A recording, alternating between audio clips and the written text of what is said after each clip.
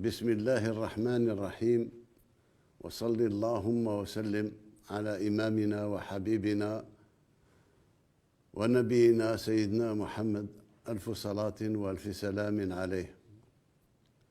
أيتها المواطنات، أيها المواطنون، ها نحن نودع عام 2024 بما ميزه من مكاسب وإنجازات وجهد بسواعد أبناء وطننا المفدى، جعلت بلادنا تسير بخطوات ثابتة نحو تحقيق نهضة تنموية واعدة تؤهلها للولوج في مصف الدول الناشئة. وهو العام كذلك ذاته الذي شرفتموني فيه بتجديد ثقتكم الغالية لنواصل العمل معا بتفاؤل كبير مبني على معطيات ومؤشرات واقعية باتت تتميز بها الجزائر إفريقيا وعربيا.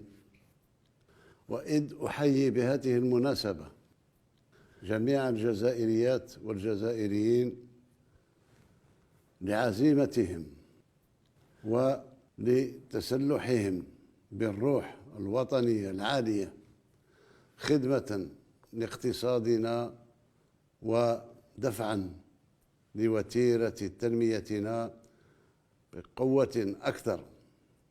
فإنني أدعو إلى مواصلة المجهودات ليكون عام 2025 إن شاء الله حافلاً بمزيد من الإنجازات والمكاسب بفضل رؤية الجزائر المنتصرة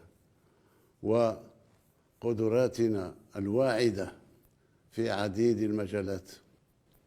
تمنياتي لكل الجزائريات والجزائريين ولأبنائنا في الجالية الوطنية بالخارج عاماً سعيداً مباركاً بموفور الصحة والهناء، ولبلادنا العزيزة بمزيد من الازدهار والرقي. كما أتمنى لأشقائنا في فلسطين الجريحة السلامة والنجاة وإنهاء العدوان. كل عام وأنتم بخير. عاشت الجزائر حرة أبية شامخة. المجد والخلود لشهدائنا الأبرار. والسلام عليكم ورحمة الله تعالى وبركاته.